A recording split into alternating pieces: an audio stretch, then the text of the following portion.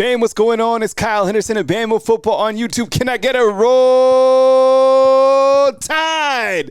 What's going on? I appreciate you guys being here. It is Wednesday. It is August 14th. Yo, the drip is from Chris Mobley. You want the hat? You want the shirt up top? Chris Mobley is the place to get it. They just dropped these hats. They're absolutely fire. This will probably be my new uniform for the coming season. So as we get going with my evening show, and coming up next, we're going to hear from Nick Sheridan, Alabama's offensive coordinator, as well as Justice Haynes, Alabama's primetime running back. All right. But before we get into that, all right, I want to talk about Emmanuel Henderson, but I want to talk about the wide receivers first. Okay. So inside the comment box, here's your options. Ryan Williams, A, Jeremy Bernard, B, right? So what I want you to do is type the letter of the wide receiver. You could pick two that you think will have the most catches this year, right? Most receptions this year. Pick two of those wide receivers. Sound off now inside the comment box. Got Ryan Williams, vote A. Jeremy Bernard, vote B. Cole Adams, vote C. Kendrick Law, vote D. Kobe Prentice, vote E. And Emmanuel Henderson, no relation, type F. Look, I think when you look to this wide receiver, and no disrespect to Caleb Odom or Jaron Hamilton or any wide receiver that I didn't list, these are the guys that I've seen being in the rotation of the first team. When you hear Nick Sheridan speak about the wide receiver room here coming up next, a lot of these guys are getting rotation. All of them can play at this level. Clearly, there's a lot that you don't want to give away to your upcoming opponents that you have on the schedule. But I think whether it's Ryan Williams, whether it's Cole Adams, whether it's a vet like Kendrick Law or Kobe Prentice, these guys are going to get fed by their quarterback, Jalen Milroe. So plenty of talent, and excited to see what you post inside the comment box. So right now, pick two wide receivers from this board that are going to have the most receptions this coming season. Can't wait to kind of dive into that. As we get going, I have a short segment before we get to the interviews. I want to talk about this particular tweet. It made me laugh so hard. So Nick Kelly now works for AL.com. One of the great reporters of this beat of Alabama Crimson Tide shares this on X. All right, he's like, another great Nick Saban retirement story. And Nick Saban spoke to the media today at Nick's Kids Foundation. Such a great foundation. You think about what Nick's Kids has done, taking care of local teachers here in the state of Alabama, and also building houses through Habitat of Humanity. 18 houses in Tuscaloosa. That is monumental among all the other things that they've done. So here's a story. He says, Miss Terry and Nick Saban, they go out to McDonald's the other day. They go through the drive-thru. Miss Terry offered them a credit card, and Coach Saban's like, they take credit cards at McDonald's? Now, look, all right, let me set the stage. I don't live far from Coach Saban and Miss Terry. Clearly different neighborhoods. And I've seen Coach Saban a couple times. You know, I've lived here for now 8 years. Only saw him one time driving, and he was hauling, okay? But the McDonald's isn't too far. So these comical stories that come up are absolutely hilarious. So you got to love anything that is Nick Saban related. I absolutely love it. So that was a funny story. Today, real quick, let's focus on Emmanuel Henderson, somebody that I think needs a lot of notoriety. Now, last season, Emmanuel Henderson, and we'll look at kind of his bio on the player spotlight, didn't get to play last year because of an injury. And I think that clearly prohibited him from, getting on the field and probably being a starter. Now, today, Nick Sheridan said this: we're just challenging him to compete at wide receiver. He has embraced that. He's a joy to be around. And I think when you look to a player like Emmanuel Henderson, he has what you want, and he's going to compete, and he's going to add another weapon to that arsenal of wide receivers for the Alabama Crimson Tide. When we dive into the player spotlight and you look at what Emmanuel Henderson brings to the table, right? 6'1", 187 pounds. He's a junior. It's hard to believe he's a junior. And as you can see, when he first came here, he came here as a running back. He was a 5-star. He played in 13 games in 2022. In 2023, he spot played a little bit on special teams. He started playing, I think, around that Texas A&M game. But I think this is interesting. Right here, he's number 24. He changed numbers from 24. He's now number 3. What do you think about Emmanuel Henderson? Okay, I'm going to ask you inside the comment box, type E right now inside the comment box if you think that Emmanuel Henderson is primed for a really good year. I'm going to type E myself because I've always thought of him, and I thought it was a genius move by Coach Saban. You know, before he left, you kind of think about some position changes that, he had an impact on players. Like, for example, one of the guys that I think of is like Trayvon Diggs. Came to Alabama as a wide receiver, changed him to DB, and now you look what he's done in the NFL. I think same thing with Emmanuel Henderson. I mean, he has the body type. And how about this, okay? And look, Alabama's running back room is going to be fine.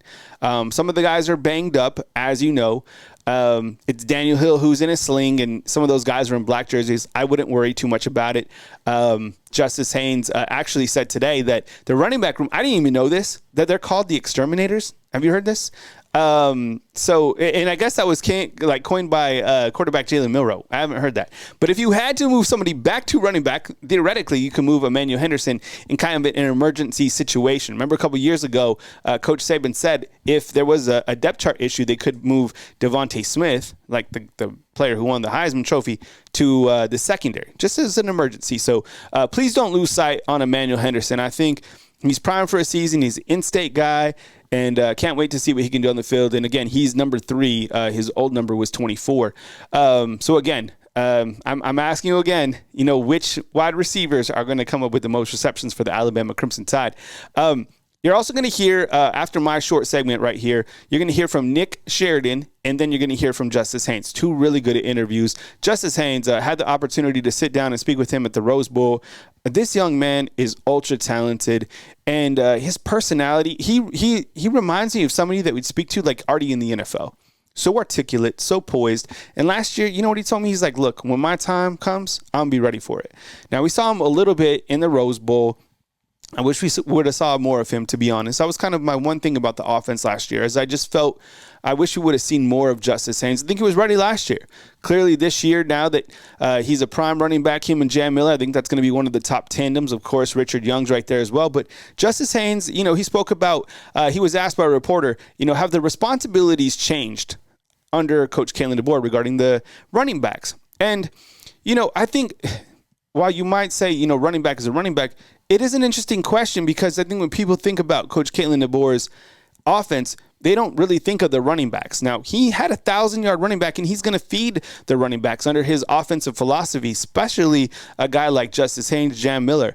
And Justice Haynes today said the responsibilities, and you'll hear this quote in just a minute, the responsibilities are still the same under Coach Kaken Deboer. You have to run the ball, pass protect, and do the things out of the receiving game, and do everything to help the team win.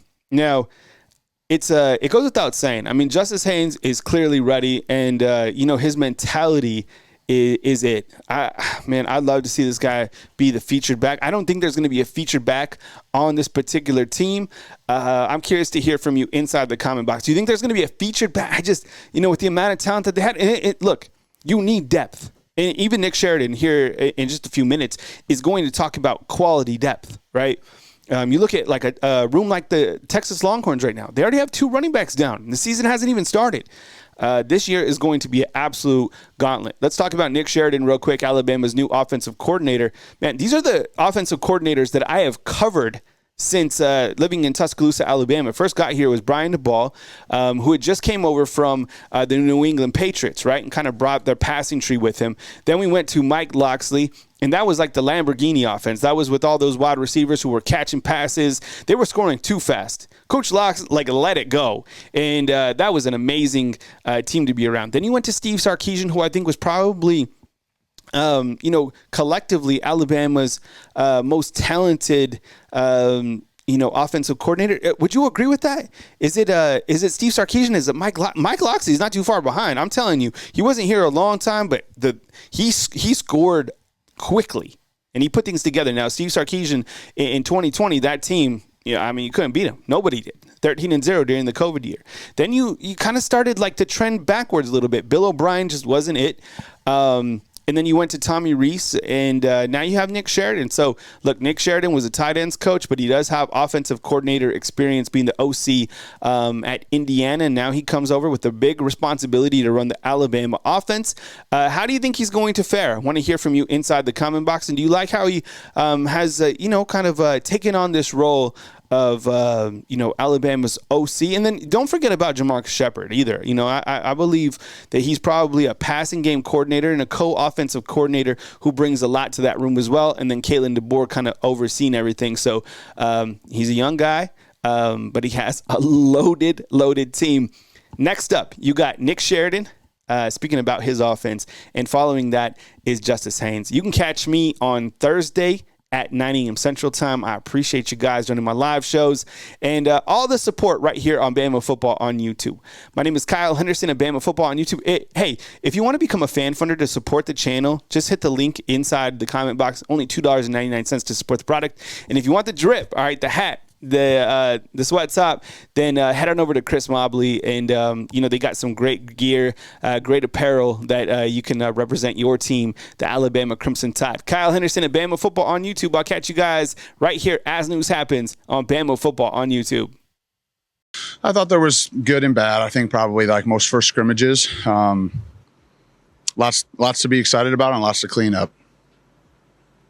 Nick, with the new helmet comms and those developments, how do you ensure that your communication with Jalen, there's not like information overload when you have that time to talk to him? I think there's lots of communication that's taking place, in between, when we're practicing meetings, et cetera, recapping situations, things that come up, reminders that he would like or wouldn't. And so I think a lot of times less is more, let him play. But there's certain situations where, a reminder of something, I think can, just make sure they're focusing on the right things. So I think that's ongoing. And I think every player is a little bit different. Each quarterback's a little bit different on what they like and what they want to hear and what they don't want to hear. And so by and large, you let them play. You're communicating the things that are most important and most critical for what's going on. What is your strategy towards using it shuts off after 15 seconds? Do you still want to move fast? Do you want to kind of maybe take advantage of the defense for when their clock goes out? I think it's a great question, and I think that's something that we wouldn't really want the people we're going against to know. Staying on the subject, maybe a little bit, whether there might be levels, maybe for right now. I'd probably answer it the same way. I think the mixing up of tempos is important. How each team, each opponent, what you feel benefits you. I think the pace of play has always been something that offenses utilize to try to create an advantage, whatever that may look like, going as fast as possible or as slow as possible, just to try to win the game. And so, we'll be ready to do whatever we feel is going to help us win. Do you think the helmet communication changes things more for the offense or the defense? I can only speak to our side, so that'd be a question more for Kane and the defensive guys on what that's changed for them. So I think it's hard to say. I think, I think that's hard to answer that on what that's like from the other side of it. So I'm not sure how to answer that. How comfortable are you in your team's ability to kind of win games in different ways on offense, whether it be grounding out the ball on the ground or airing it out or going fast, going slow? I wouldn't necessarily use the word comfort, when you're dealing with training camp and progressing. I think we have quality players at all positions, and we try to be tough to defend in all areas. And I think that's what great offenses do, is that, they can execute what they need to in the moments that they have to, So when you have to run the ball, you got to be able to run the ball. If you have to throw the ball, you got to be able to throw the ball. And so I think that's what we're trying to build and create each and every day, because different weeks, different matchups, different schemes that you're going against are going to, require you to attack a certain way. And so I wouldn't say comfortable, but I would say that we're building and growing towards that. What do you see in Brailsford as far as connection points? I think just time on task together, and I think the character of each one of those kids is fantastic. And so they both take a lot of pride in their jobs. They all know that the communication is super important, and it all starts with the center and the quarterback. And so, so far so good, and that'd be a good question to ask those two kids, but I think it's going great. Obviously, he's physical coach, but Caleb Oldham as a route runner out there called. Can you see him execute those routes? Yeah, I think, every day Caleb does something to impress you, and every day there's still things for him to improve on. And I know, Coach Shep is pointing those out, in every moment that Caleb's out there, he's getting coached, extremely hard. And so a lot to be excited about and a lot to work on. And we're super happy with where Caleb's at. And we know there's still even more for him to grow and get better at. And he's working on that every day. What kind of competition do you have to see for quarterbacks practices? Good. I think, we have some really good young players in that room, and they push each other, and they all have done a nice job, and they're all improving and growing. And so I've been pleased with the room, and yet, like most of the other questions, there's things that we can do better, and that's what's fun about coaching, is to try to help them get better. And you see growth, you see progress, new things come up, new installation, new defensive schemes, reps that they've seen versus this coverage, but maybe not that, or this pressure, but maybe not, the other ones. And so, the relentless pursuit of continuous improvement. I see that in the group, and their mindset's been great. They're supportive of one another. And so I've been happy with that. What do you want to see from the winner of the right tackle competition? Like, ultimately, what will be the factors that determine that out? I know this seems real simple, but the guy that plays the best, the guy that plays well consistently in all areas. This is an unforgiving league. We all know that. You can't hide, and so you need quality play up front. And so whether it's in the run game and pass protection, I have belief in the players that are competing. And now it's a matter of, who does it the most consistently, to the best of their ability. And so that's what we're looking for. In your experience both as a player and a coach, what are some of the keys for quarterbacks developing chemistry with their receivers and tight ends? Communication and time on task. I think a clear communication on the rhythm and timing by the quarterback, the route detail by the receivers and tight ends and running backs, because this game is one that, rewards people that trust each other. I think the anticipation that's required to play, and to count on one another, that when the wideout runs the route, he's going to be at a certain spot and the quarterback's going to throw it at the right time to the right location. I think that requires trust, and we're building that every day. Jalen talked about working with you and Kaken Deboer, trying to find the plays that he's comfortable with and the plays that he executes with. How do those conversations work? Just having conversations on what you see and what I think some of it kind of it reveals itself. You rep the plays, and we chart things and look at things, and we see when he's making good, quick decisions, or where maybe he needs to see that play one more time. And so every quarterback's different. We've had lots of different quarterbacks in our offense, and they all had different things that they liked. And so, yeah, just communication, and open and honest conversations. I think that's really important between a quarterback and his coaches, is that he's honest about what he sees, what he feels, what he likes. And we're honest about the same on our end, and so that's been great.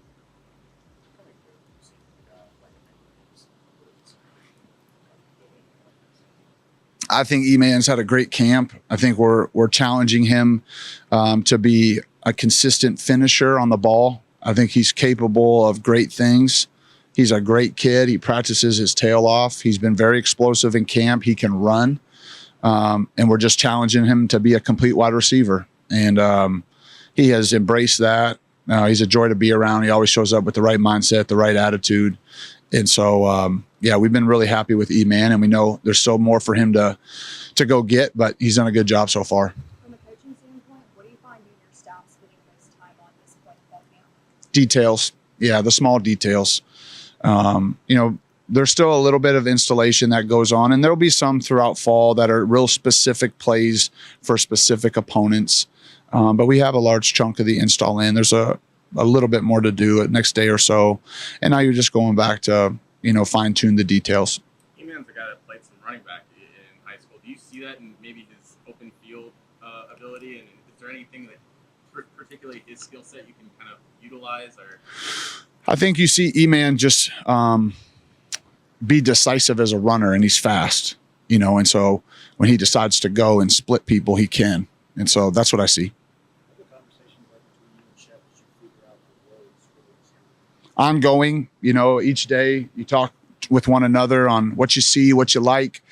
I think we have a lot of really good players. And so, the challenge is how can we maximize what they do well and put them in positions to be successful?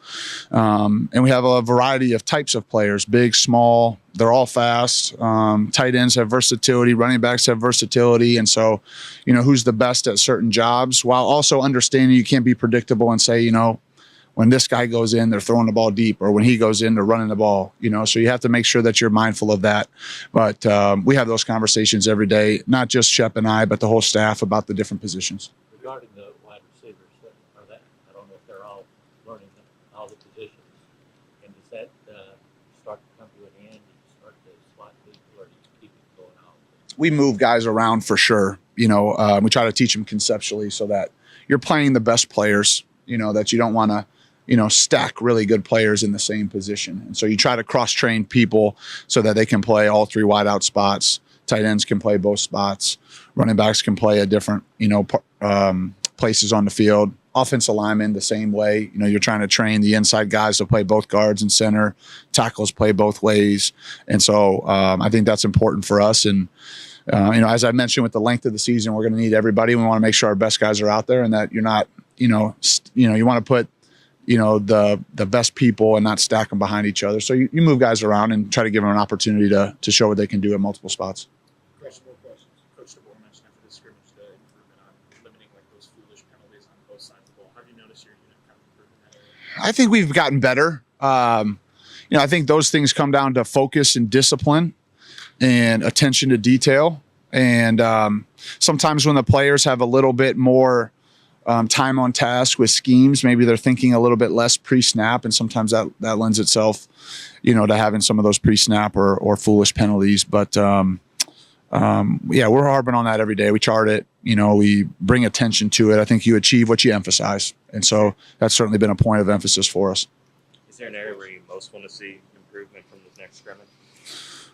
Yeah, I think just avoiding negative plays. I think that's always, staying on schedule. And there's lots of layers to that, whether it's a pre-snap penalty, whether it's a missed block, whether it's a poor decision by a quarterback or a receiver not running the right route or whatever it may be, and I'm not saying specifically on any of those, but there's a wide, range of reasons why you may have a negative play. Maybe it's the play caller not putting the players in the right position to get out of a tough look. And so that's what I'd like to see, us to stay on schedule so that we can just execute in normal down and distances and advantageous situations for us. Just as a whole collective group, we try to get better each and every day. 1-0, like Coach Deboer preaches all the time, win the rep, win the day. That's what we try to do, and we push each other to the best of our abilities. Would you say, in terms of individually, your biggest improvement area was heading into the spring and now fall? I think my overall game, I just try to improve each and every day. Each day is a new challenge and presents a new challenge of its own. I go back and watch the film, whatever I need to correct. Go out the next day, correct that. One thing I say, when you stop learning, your life should be done. So you never stop learning. So just always trying to continue to keep learning. I can learn every ounce of football, every chance I get. I'm going to try to do that. How was the running back responsibility changed under Kaken Deboer in last year's offense? Say that question again, please. The responsibility of the running back overall, how have the responsibilities changed in this offense? I feel like the responsibility is still the same. We got to run the ball. We got to pass protect. We got to do things out of the receiving game. We got to do everything we can to help this team win. Last week, that was something that Coach Deboer talked about, the show's versatility. Is that something that you pride yourself in? Oh, yes, sir, definitely. I pride myself in being a versatile back, especially nowadays with running backs. You want to be able to do it all. You don't want to be a guy that's out there first, second, and then third down, they got to bring someone else in. You want to be a guy that stays on the field all three downs and goes and makes plays each and every day.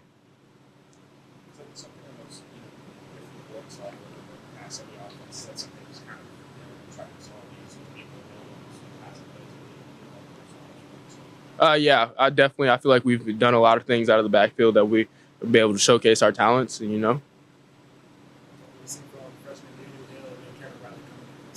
I've seen great things. They're great guys, but most importantly, they're the guys that they are and the kids that they are off the field is most important to me. But great guys on the field, great players, going to be great players, work hard, compete, great duo. Coach Deboer talked about how he's trying to teach you guys to trust the process and kind of what you're turning in, or have you just seen him kind of foster relationships with the Coach G, just fantastic, great father figure, great man that just shows us how to not just be a football player, but a man. He preaches about life to us. He preaches on the football field. He coaches us hard, but he loves us even harder. And, that's what we love about Coach G. And so Coach G has all the respect in the world from us, and we love him, and we're willing to do anything for him. Hey, can you just explain the relationship you have in the running back room with you, Cham, also just Richard Young and Derek Hill, this other running back, can you just explain just y'all relationship and what y'all looking to accomplish this year? Oh, we're looking to accomplish big things as a running back group. We push each other each and every day, but as a relationship-wise, we have a great relationship. We don't just hang out on the football field. We don't just hang out here at the facility. We'll go out and go eat. We'll go to each other's houses. We had an NCAA tournament all together. Something just cool that we done is like throughout the summer, just hanging out, bowling together. We do things like that just to build chemistry. We love being around each other. We have a great relationship, but we also know it's genuine. So when we push each other on the field, we got that relationship off the field. So we can go push each other on the field, and we know it's how to love. Who won the NCAA tournament? Who won the NCAA? Daniel Hill. D. Hill played. D. Hill's good. A couple of offensive line, obviously some key returns as well. What's it been like kind of gelling with those guys and how much of a front behind? I can't wait. Our offensive line, they work their tails off each and every day. I see it. I love them boys. I will do anything for them boys. Those are my ride or dies. I see the way they work, the way they compete. Can't wait to run behind them, and I know that they're going to do great things this year.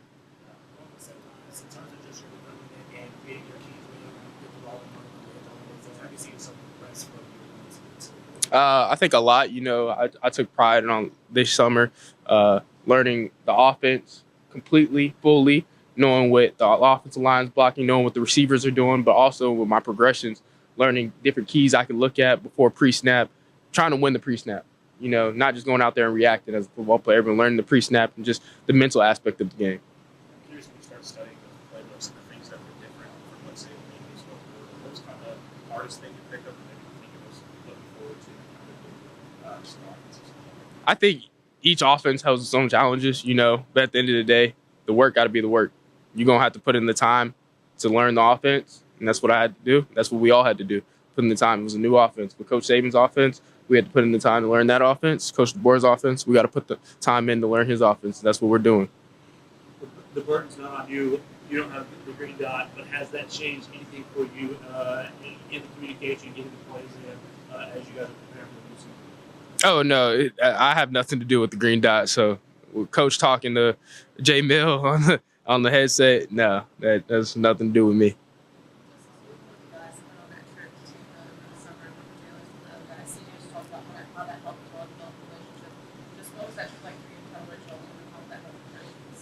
Oh, that trip was amazing. It was a trip where we got closer as a brotherhood. We spent 5 days in Florida together. We were working out, but we had chemistry. We were learning the offense. We were learning things, helping each other, but then we were also pushing each other, just how we push each other here. So it was just a great trip with the guys. I got a lot closer with the guys down there, which was lovely. We went shopping together. We went eating together. We hung out together. We were down there just all together.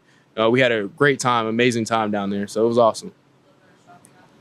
Yes, that's right. Yes, ma'am. Yeah. I'm curious, I heard Jalen on radio show, he described the running back and he called you all exterminators. Is that a term he's used for you guys before, or is he kind of just making it up on the spot? I mean, if he was, is that how you characterize your group? We don't have a name, but I see where Jalen's saying exterminators. We figure out problems. We eliminate those problems. Whether it's in pass blocking, whether it's in the run game, having to make someone miss, we just figure out a way to do our job. Yes, thank you.